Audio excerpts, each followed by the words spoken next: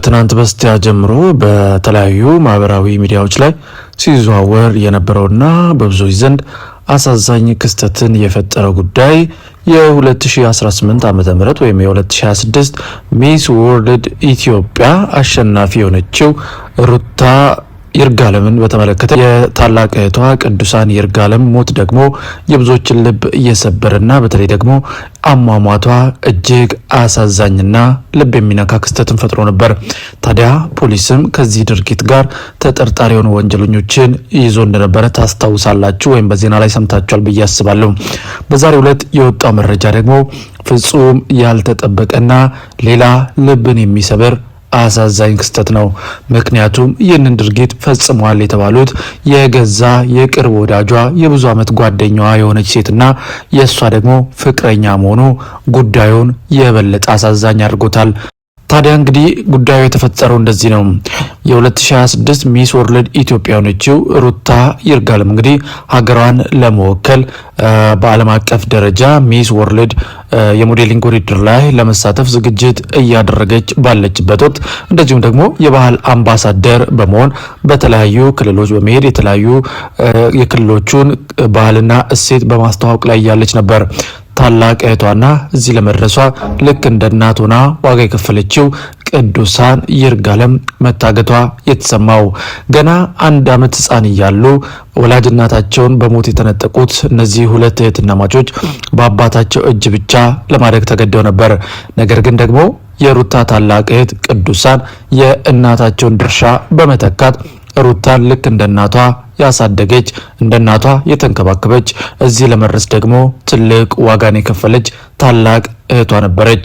ታዲያ እሷን በሞዴሊንግ ዓለም ስኬትን ለማስመዝገብ በምትተጋው የሩታ ይርጋለም ታላቅ እህት ቅዱሳን ይርጋለምና ከትምህርት ቤት ጀምሮ በቅርብ የምታውቃት ጓደኛዋ ቅድስት ሙሉቀን መካከል የጠነከረ ወዳጅነት የነበረ ቢሆንም ከጀርባው ግን ምቀኝነትና አደገኛ ሴራ አደገኛ ደባ ተሰርቦላቸው ነበረ።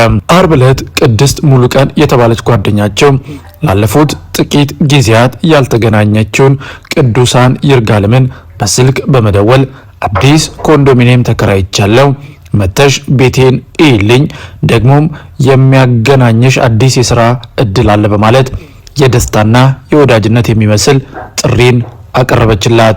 ቅዱሳን በጓደኛዋ ላይ አንዳችም ክፋት ሳትጠረጥር ሜክሲኮ አካባቢ ተገናኝተው አብረው ወደ ኮዬ ፈጬ ኮንዶሚኒየም አብረው ያመራሉ። ኮዬ ፈጬ በሚገኘው አዲስ ኮንዶሚኒየም ደጃፍ ደርሰው ወደ ቤት እንደገቡ ቀድሞ ተደብቆ ይኖር የነበረው የቅድስት ሙሉቀን ፍቅረኛ ደሳለኝ የተባለው ሰው ቅዱሳን ድምፅ እንኳን አውጥታ እንዳትጮ አፍኖ በማሰር እገታውን ይፈጽማል። አጋቾቹ ወዲያውኑ ለሟች ቤተሰቦች በመደወል 2 ሚሊዮን ብር እንዲከፈላቸው ይጠይቃሉ።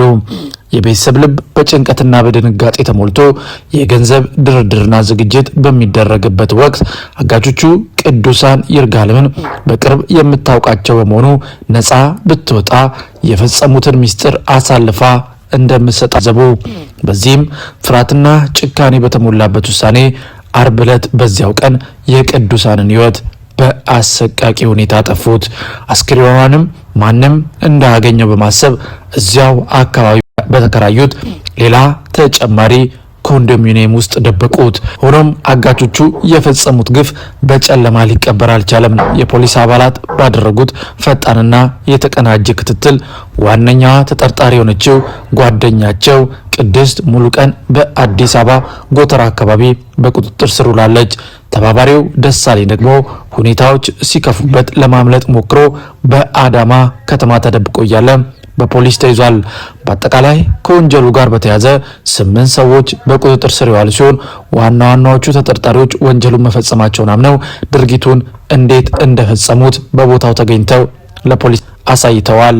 ታዲያ የእህቷን ሞት እንግዲህ ልቧን የሰበረውና በብዙ የህይወት ምስቅልቅል ውስጥ የከተታት እህቷ ሩታ ይርጋለም እግዚአብሔር የወደደውን አደረገ፣ ከጠላቴን ይጠነቀቃለሁ፣ ከወዳጄ አንተ ጠብቀኝ በማለት ያሰፈረችው መልእክትም የሲን አሳዛኝ ሁኔታ ጥልቀት የሚያሳይ ሆኗል።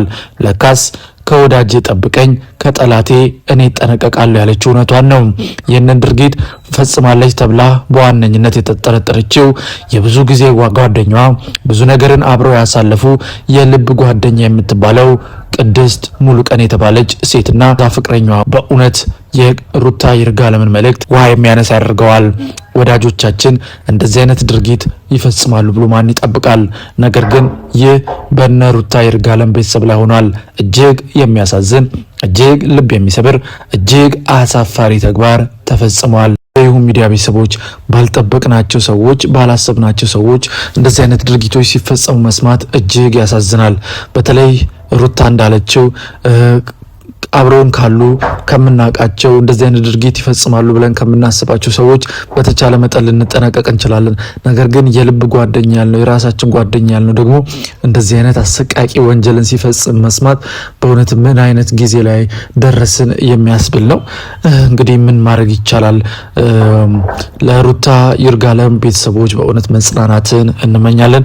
ውድ የይሁን ሚዲያ ቤተሰቦች እናንተ ለዚህ ቤተሰብ መጽናናትን እንድትመኙ እየጠየቅን በዛሬው ዕለት የሰማውን ሰበር መረጃ ወደ እናንተ አቀረብን። በፕሮግራማችን ላይ ያላችሁን ማንኛውንም ሀሳብና አስተያየት ልትሰጡን ትችላላችሁ። እኛም ደግሞ እናንተ ብትሰሟቸው ብታውቋቸው ያልናቸው መረጃዎች በአዲስ አቀራረብና ይዘት ወደ እናንተ ማቅረባችን እንቀጥላለን። በሚቀጥለው በሌላ ፕሮግራም እስከምንገናኝ በያላችሁበት የዓለም ጥግ ሰላም፣ ፍቅር፣ ጤና ለሁላችሁም እየተመኘን በዚሁ ተሰናበትን። መልካም ጊዜ ይሁንላችሁ።